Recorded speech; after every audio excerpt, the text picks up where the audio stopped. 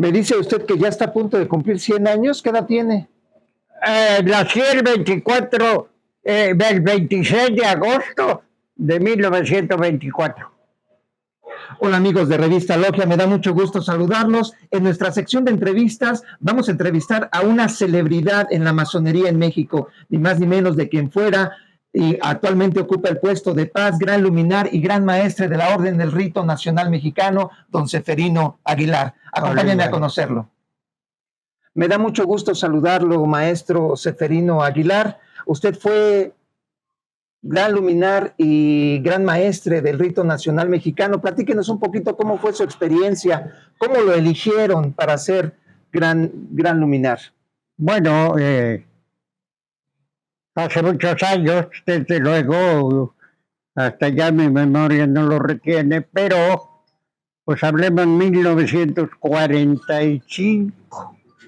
Yo, con motivo de mis actividades, porque fui un factor determinante en aquella época, teníamos un grupo de aspecto social de jóvenes que fuimos estudiantes y como estudiantes seguimos unidos y nos dedicamos a hacer muchas cosas importantes para beneficio de la sociedad y de la humanidad de Apizaco. Arreglando jardines, prendiendo obras, pusimos oficinas, un banco de sangre, un dispensario médico, una asesoría jurídica, un escritorio público, etcétera, etcétera. Una actividad que beneficiara a la sociedad en general en todos los aspectos. Eso me dio la oportunidad de tener realmente solicitud para ingresar a grupos de servicio social. Hablemos los más usuales en aquellos, el rito de George, el rito escocés antiguo y aceptado, el rito primitivo y desde luego el rito nacional mexicano que nace el 22 de agosto como consecuencia de la liberación de México del gobierno de España para consolidar la realidad y la verdadera libertad de México en todos los aspectos. Hubo necesidad que los mejores hombres de aquella época, que desde luego fueron 5 escoceses y 4 yorquinos, 9 soberanos grandes inspectores generales de la orden que se unieron, eran maestros, fueron comisionados por México para ir a Francia a perfeccionar la implantación de la educación pública. Ese grupo de maestros, que a la vez eran masones, consolidaron su masonería en Francia cuando se encontraron con un decano de la masonería de Francia, un elemento que quería mucho a México y como consecuencia él manejaba los aspectos de educación de Francia y los atendió, y no solo cultivaron el conocimiento para establecer las relaciones escolares y de educación, sino que consolidaron realmente su condición masónica. Y fue así por virtud de que en aquella época, hablemos de 1968 por no sé cuántos años más, la ambición y sobre todo el clero político que toda la vida de la historia de los pueblos ha intervenido para su beneficio y explotar a la gente, hizo unión con España y como consecuencia con la gente de mala fe que teníamos en México. Y era tal la pelea entre los ritos York y escocés antiguo y aceptado y el clero político por la ambición, que hubo necesidad que 5 masones escoceses y 4 yorquinos se unieran por México porque querían mucho a México. Entonces se determina, y ante ese pleito para poner remedio no hubo otra solución que nos recomendara el delegado de Francia en México, que creáramos un rito, pero un rito que fuera diferente al que ya existía de los escoceses, del yorquino, el primitivo, el Misrael, etcétera, etcétera. Un rito genuino que naciera del pueblo y pudiera tener carisma y además solvencia moral para poder manejar por los aspectos que hacían falta para que la sociedad en Apizaco actuara como debía actuar en beneficio del pueblo. Y fue así como después de un estudio de muchas cosas, se nos ocurrió el rito nacional mexicano. Pues sí, consultamos y dijeron sí, y se establecieron las bases. Vino una comisión de Francia, escogimos a la gente más ducha y de mayor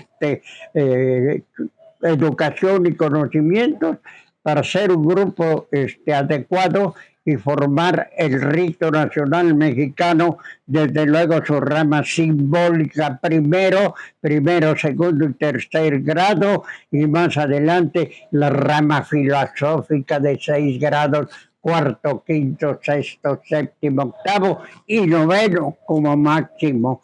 Pero hay gente ya más preparada, gente de mayor conocimiento y gente de mayor iniciativa. Pero al fin y al cabo lo logramos.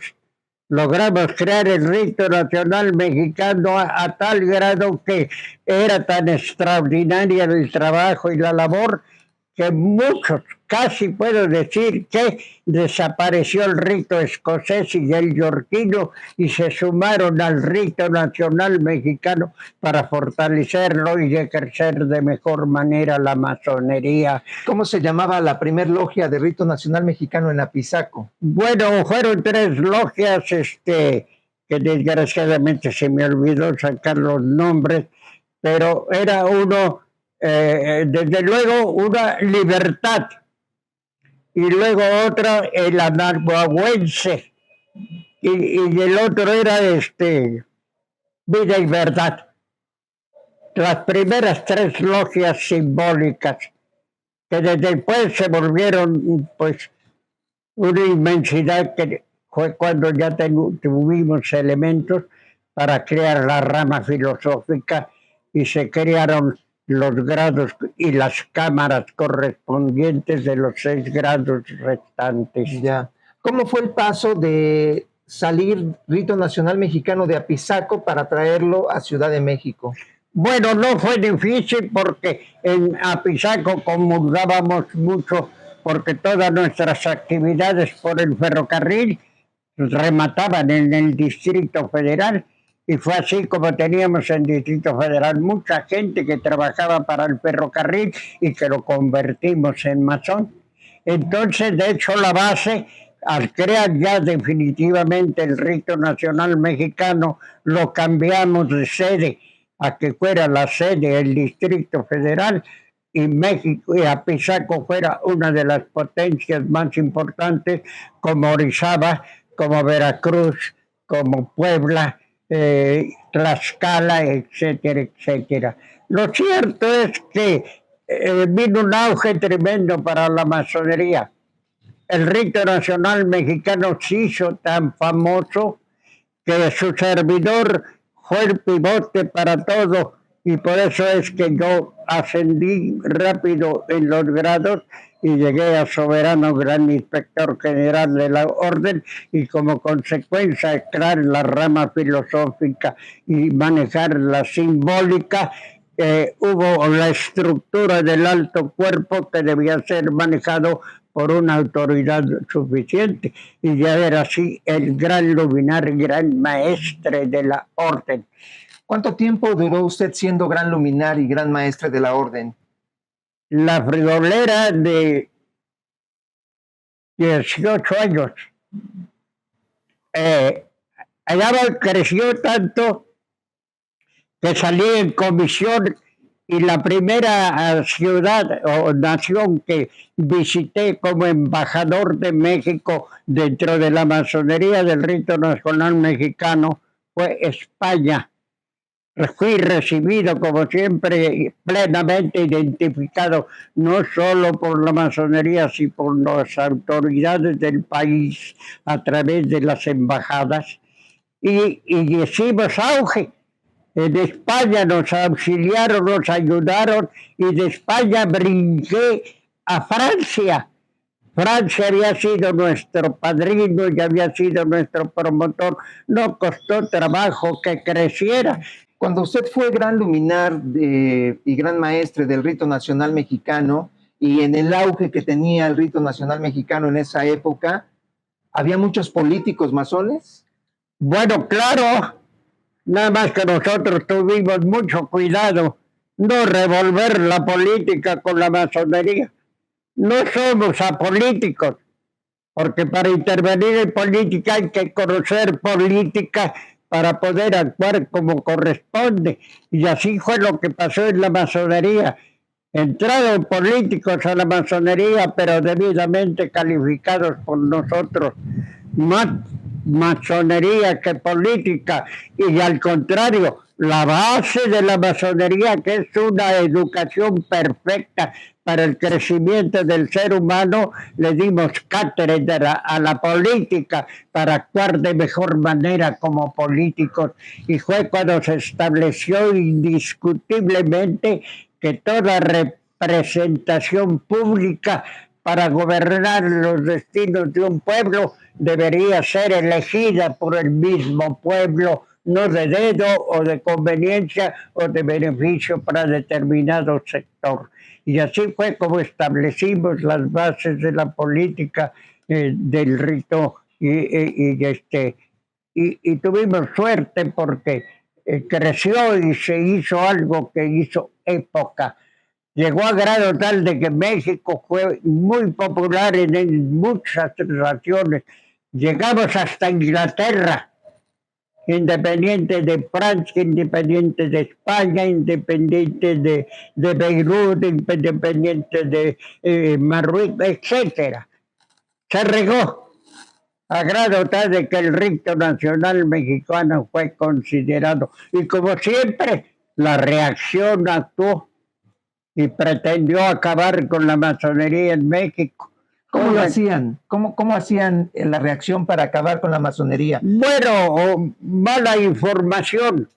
Llegaron tanto el pueblo, la reacción del pueblo como la reacción de la política, la reacción de la iglesia, unidos hasta crearon periódicos para malinformar, para hablar mal, que éramos unos corruptos, que éramos unos satánicos, que hacemos ceremonias de brujería, que embrujábamos a la gente, que violábamos a las mujeres, etcétera. Algo ¿Identificaron en esa época infiltrados dentro de las filas del rito nacional? Bueno, claro que sí, pero tuvimos la suerte de formarles juicio masónico público para que se enterara el pueblo que era un satánico y además era un malviviente y un pervertido que pretendía a través de las instituciones pervertir al pueblo y como consecuencia ellos sí abusar de la inocencia de las mujeres o de la virginidad, etcétera, etcétera. Hablando de mujeres, cuando se crea el rito nacional mexicano en Apizaco, ¿fueron logias mixtas o solamente de hombres? El rito nacional mexicano nació sin sexo. Y nosotros consideramos a la mujer al igual que nosotros, y en algunos casos a veces superior, por su tenacidad, por su constancia, por su administración, por su punto de vista de bien al género humano, etcétera, etcétera. Son más sensibles que el hombre, y como tanto, nosotros en la época y en todos los grupos tenemos mujeres. ¿Ha habido una mujer que haya representado al rito nacional como gran luminar, gran maestra? No, eso sí, tuvimos la precaución para evitar ¿por qué no decirlo? Nuestras damas son muy buenas, pero también les falta mucha experiencia popular y mucha experiencia de responsabilidad.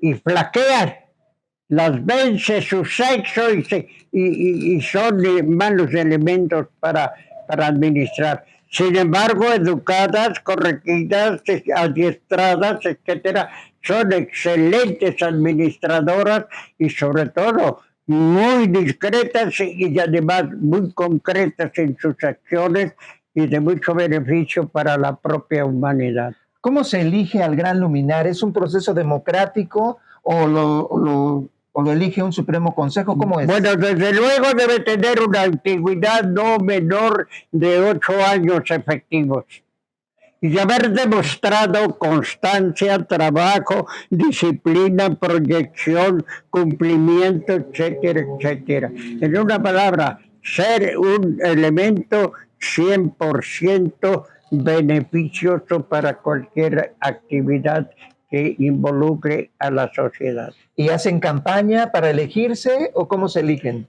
Se estableció que cuando se hacía la selección, para lo cual llevábamos registro de todos y que se registraban actividades, se registraban resultados, después de hacer las pruebas respectivas, sacábamos a los mejores elementos que por hechos registrados y efectivos tuvieran pues facultades y además conocimiento y autoridad para mandar.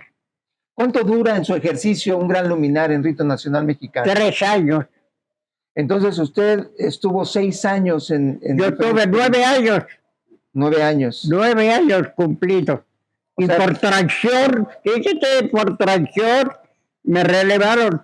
Porque si no me han relevado otra, tal vez a la fecha otra cosa fuera el rito nacional. ¿Cómo fue la traición? Platíquenos de qué se trató. Bueno, confiaba la mujer. Confiamos en las actividades que no debe conocer todo el mundo, sino determinados grupos, y que ellas se aprovecharon para despotricar y hacer y lograr, desgraciadamente, el fracaso. Pero lo corregimos, aun cuando fue una experiencia muy cruda, una experiencia muy dura.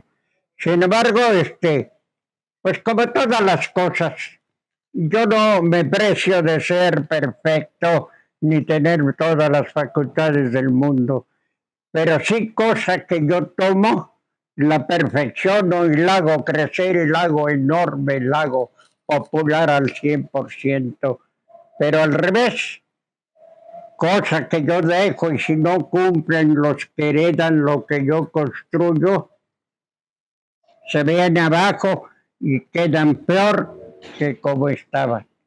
Por eso es que yo me separé por conveniencia. En primer lugar, porque consideré que ya había yo cumplido con mi deber como gran luminar, gran maestre de la orden, y que sin que me quitaran el fuero, podría yo seguir trabajando dentro de la sociedad en bien de la institución. Pero desgraciadamente el egoísmo es muy prolífero. Y el egoísmo contagia hasta el más santo. Y yo hice promesa de que seguiría trabajando por el rito, conocí y pedí mi carta de retiro, que se llama retiro. No renuncio a la masonería, sino me retiro de la actividad oficial y trabajo a mi manera. Entonces yo logré que me dieran una carta de libertad, pero con facultades de ejercer la autoridad que no me quitaron, sino me dejaron por vida. Yo soy gran paz luminar, gran maestre de la Orden del Rito Nacional Mexicano por vida. Vitalicio. Por vida. ¿Qué opina usted de la condición actual del rito nacional mexicano comparado con el rito nacional mexicano que usted dirigió?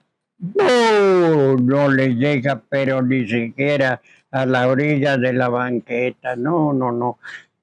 Dicen que existe, Pero he llegado al grado, yo no he ido a buscar al que dicen que es el gran luminario en Veracruz, porque desgraciadamente dicen que es, pero no conozco una actividad de orden popular y de beneficio a la humanidad que lo haga trascender y lo identifique, no solo en Veracruz, sino principalmente en la capital de la República y en los estados más grandes y poderosos que tenemos. Y a mí me conocen, como dicen, hasta debajo de las piedras. ¿Cuál cree usted que es la diferencia más grande entre el rito nacional mexicano y el rito escocés antiguo y aceptado? Bueno, el rito escocés antiguo y aceptado no es malo, sobre todo porque tiene las bases y es creación directamente de Inglaterra. Nada más que los ingleses pues son de sangre azul. Esa es la diferencia, que el rito escocés, ahora se han proliferado los grupos, pero para entrar al rito escocés había que con lupa buscar candidatos. Era muy rígido, era muy estricto, hasta que no falta un cabecilla que lo corrompa y se vuelva popular. En el siglo XIX existían las logias del rito de York y las logias del rito escocés. El presidente Guadalupe Victoria prohíbe las sociedades secretas y surge el rito nacional mexicano como respuesta a regresarle el sentido filosófico a las logias que ya se habían vuelto políticas. Actualmente, el rito nacional mexicano, ¿qué tendencia tiene? ¿Es una tendencia filosófica, esotérica o política? Bueno, de todo, pero esencialmente de aspecto social. Cuidar la moral del individuo y sus actos que sean indiscutiblemente de beneficio, no populachos ni para sacar beneficios. El rito nacional mexicano sí necesita dinero para sus actividades, pero por eso somos capaces de tener cartera, sufragar gastos personales de familia, de hogar y especiales, y del excedente para la masonería en general. Ese es mi papel actual. Y afortunadamente estoy solo. Se acabó mi familia que dependiera de mí. Y cuando se va mi familia, recibo ayuda de gobierno, estoy pensionado por el Seguro Social, estoy jubilado por Ferrocarriles Nacionales de México y todavía ahora me da ayuda el gobierno de la República. Hablando de eso, porque la labor social es mucho más poderosa cuando el líder, el presidente de un país, pues tiene conciencia social. ¿Qué opina usted acerca del trabajo de nuestro presidente actual? Bueno, él vino a modificar muchas cosas que lamentablemente ya eran anacrónicas para un verdadero gobierno en el país de nuestro querido México. Ha fallado López Obrador, pero no por él, sino por no cuidar a la gente que coopera con él, que a pesar de la educación, que a pesar de su formación, la ambición domina y traiciona. Pero ha sido un buen presidente. Claro, no es como dicen, la monedita de oro. Pues hay fallas por falta de capacidad o por exceso de trabajo o porque le falla a su equipo. En el caso de liderazgo social que beneficia a la gente, pues se requiere de un liderazgo potente como el del presidente de la República. Usted como Paz, gran luminar y gran maestre del rito nacional mexicano, ¿qué opina del gobierno actual? Bueno, desde luego que le damos un visto bueno independientemente de que haya determinadas fallas.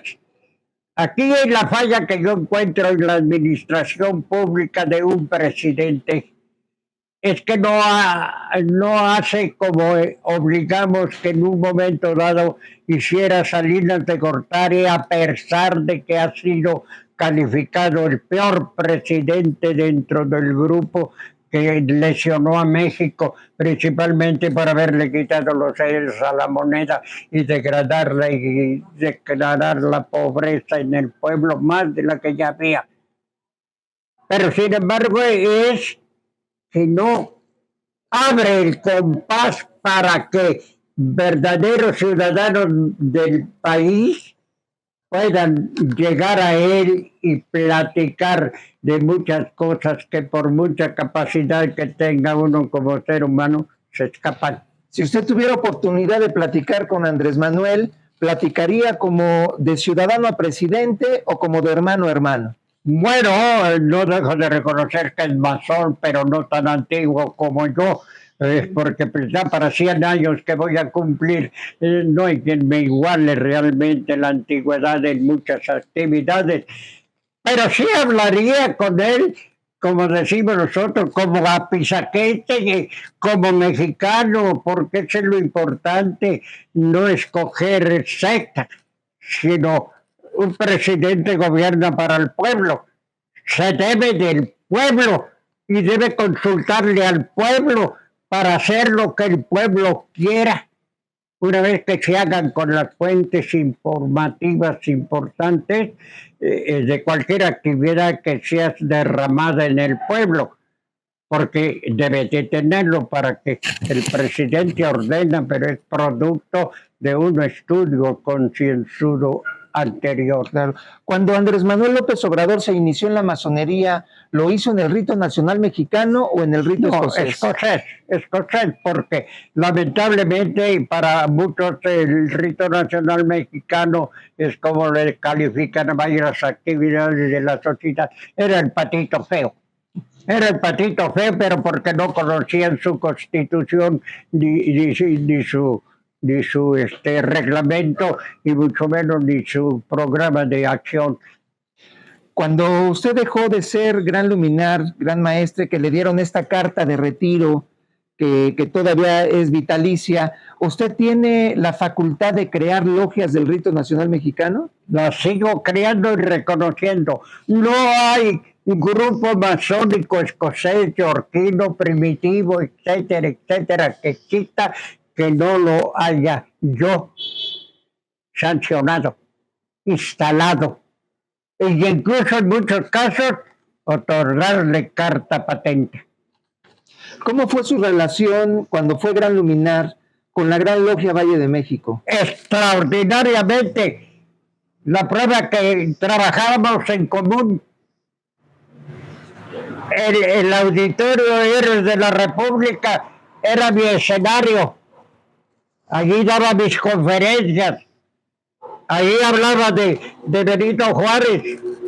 Ahí hablaba de la historia de la masonería, del rito nacional mexicano e incluso de extraordinarios personajes del rito escocés antiguo y aceptado y del abandonado por orgulloso y por de origen inglés, el de York. ¿Qué opina usted acerca de que en la Gran Logia Valle de México, en el rito escocés antiguo y aceptado, aún no se abre la posibilidad de iniciar a mujeres? Bueno, es que no depende de ninguno de los que radican en México. Depende de Inglaterra. Y Inglaterra no le da a la mujer, pero ni un ápice de derecho. Las mujeres de la casa, las mujeres de la cocina, las mujeres para lavar, para atender a los hijos, etcétera. No es de actividad social ni de actividad. Ese es el criterio de los ingleses. Seguramente a usted le tocó cuando la Gran Logia Unida Femenina Alma Mexicana dejó de ser rito nacional mexicano para pasarse al rito escocés antiguo y aceptado. Lamentablemente es una de las manchitas negras que tenemos de aquella época en funcionarios que confundieron la labor de la mujer masónica y la consideraron como eso, como sirvienta. Las utilizaban para los banquetes, para las recepciones, para todo. Y reventó el cohete, como dicen, cuando en un festejo de mucha importancia sirvieron como siempre, a pesar de que ya sabían que estaban calificadas como sirvientas. Cuando quisieron comer, no había comida porque se había reventó el cohete, fue cuando estallaron, renunciaron y se fueron. Y tuve la fortuna de tenerlas y por lo menos no se disgreguen. Y yo las instalé como gran logia. Me dice usted que ya está a punto de cumplir 100 años. ¿Qué edad tiene? Nací el 26 de agosto de 1924. Desde que usted nació a la fecha han pasado muchas cosas y ha habido muchos cambios. Le ha tocado, por ejemplo, el exilio de la Guerra Civil Española, donde muchos masones fueron perseguidos. Le ha tocado la transición también de este modelo del PRI a este nuevo modelo que Andrés Manuel le puso el humanismo mexicano. Y seguramente habrá cosas que usted añore de la época cuando usted era masón joven. Le quiero decir que originalmente yo formé parte del PRI. Yo fui un factor muy importante para el PRI. Y realmente no renuncié ni he renunciado. Pero me retiré cuando las cosas habían cambiado totalmente. ¿Llegó a ser usted representante popular, diputado o algo así? No. Ese es el comentario. Oye, ¿tú por qué has sido tan popular, por ciento, por todo esto? No has sido ni diputado en tu estado local, ni estatal, ni federal, ni senador. Porque me tienen miedo. ¿Y a qué se debe que le tengan miedo? ¿Qué les haría a usted? Porque todo el mundo lo dice, yo soy un gran amigo tuyo. Porque aunque no puedo decir que eres perfecto, pero tu seriedad, tu energía, tu mando para que se hagan las cosas bien a tiempo y como deben de ser, es lo que choca con la gente, porque la gente es floja. Y la gente busca la manera de hacer las cosas más fácil para que no le cueste trabajo. No le cuesta buscar lo mejor para las...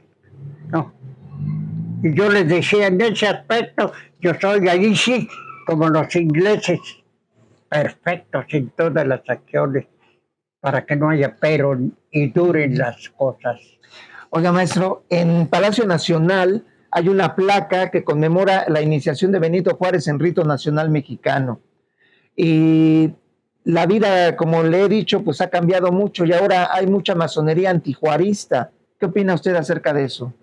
Bueno, esa placa, yo formé parte de la comisión que la construyó y la colocó. Es más, ya quitaron, había un colgajo de cadenas, 7 cadenas de diferentes medidas que representaban 7 grados de la masonería. Lamentablemente, la masonería penetró de tal manera de que era considerada como un factor determinante para las buenas acciones del pueblo en forma colectiva. Pero vuelvo a repetir, no todos son de buena fe. No todos buscan el mando para beneficiar al que les da el mando y al pueblo que representa. Y ahí es la diferencia. Ahí es el porqué todas las buenas acciones aún de la masonería fracasan. Usted organizaba también los eventos el 21 de marzo en el hemiciclo a Juárez, me imagino. Cerrábamos la calle.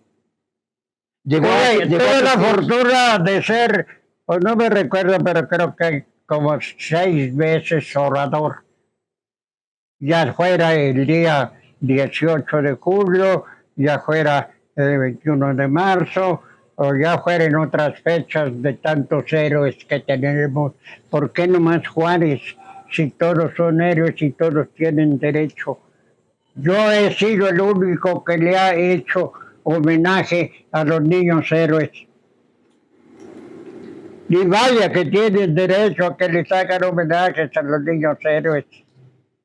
¿Cómo recuerdo el acto del Pepe?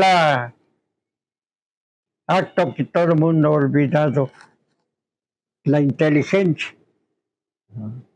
Cómo poder evitar la muerte y cumplir con la tarea que le dieron. Una losa sobre su espalda y llegar a llegar para poder abrir la puerta que se necesitaba abrir. De la Alhóndiga de Granaditas.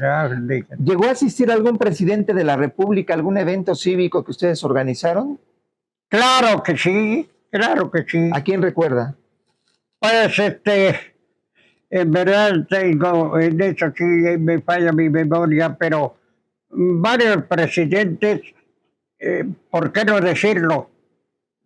Nos dieron a través de la Secretaría de Gobernación, porque querían considerarnos un grupo religioso y no querían que tratara el secretario de Gobierno y mucho menos la presidencia nuestros asuntos. Y nos mandaban con la Secretaría de Gobernación al aspecto religioso. Siempre lo rebotamos y le enseñamos al secretario de Gobierno y a la propia Secretaría de Gobernación que no éramos religiosos. Éramos gente viva que siente las necesidades del pueblo y actúa como tal para beneficio común, sin secta de ninguna naturaleza.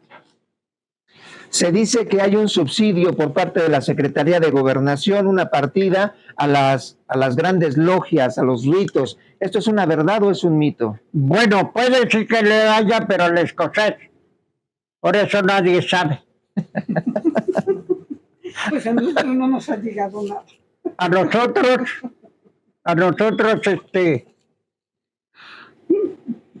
a mí, en lugar de darme ayuda para la institución que representaba, me llamaba el secretario particular de Gobierno, porque yo entraba a la Secretaría de Gobierno y a la Secretaría del Trabajo, como en mi casa también, acá entre nos, me daban 35,000 pesos mensuales para mi beneficio. Yo no me vendo. Yo no empaño mi imagen con una dádiva de esa naturaleza. Además, no la necesito. Gano lo suficiente para mantenerme a mi familia, a mí y todavía mantener a mi institución. Como por último, nada más esta pregunta que me entró la duda. ¿Cómo imagina usted el país en relación con la masonería dentro de 50 años? ¿Cómo se la imagina usted que pueda ser? Es en verdad preocupante. Yo, por ejemplo, tengo la idea en determinado momento por el rito nacional mexicano, siquiera que defienda, porque para mí, para toda la sociedad que me conoce, que todo busca el rito, me busca a mí. No busca a otro, me busca a mí. Rito nacional Aguilar, vea esto, vea lo otro. ¿Dónde están los funcionarios del rito actual? No lo conozco. Bien, entonces sí me preocupa. Y sí pienso de nuevas generaciones construir un grupo que defienda, que construya, que conserve, que popularice de lo que le falta. Sobre todo hay más orden popular que las obras que hagamos. Ahora no hemos hecho muchas porque desgraciadamente la economía se quebrantó del pueblo y no todos cooperan como cooperaban antes. Pero nosotros salíamos en brigada y ya sea que del mercado nos dieran frutas, verduras, etcétera, como en la tienda cereales, cosas buenas. Y hacíamos despensas. Y en determinada fecha las llevábamos a la provincia, a las colonias, a la gente pobre. Eso es lo que hace falta.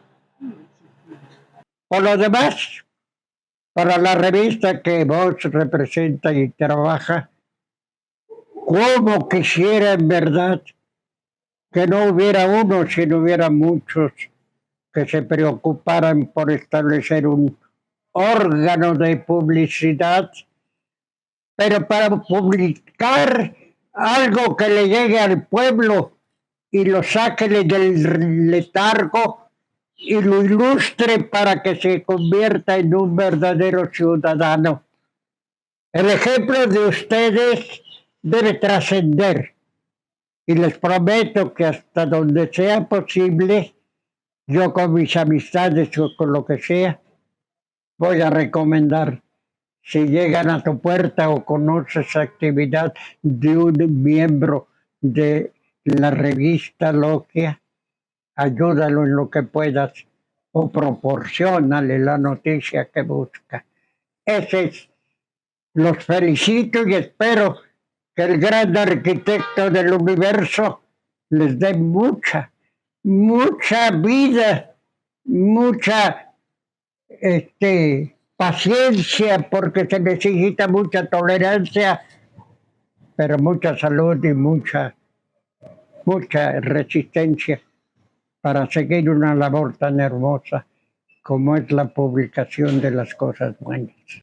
Pues ya lo vieron, queridos amigos de Revista Logia, cómo la masonería es una organización universal que está por encima de ideologías, de temas políticos, hasta de ritos. Y es un gran placer encontrarme aquí con el Paz, gran luminar y gran maestre del rito nacional mexicano, don Severino Aguilar. Muchísimas gracias por recibirnos y por darnos esta entrevista.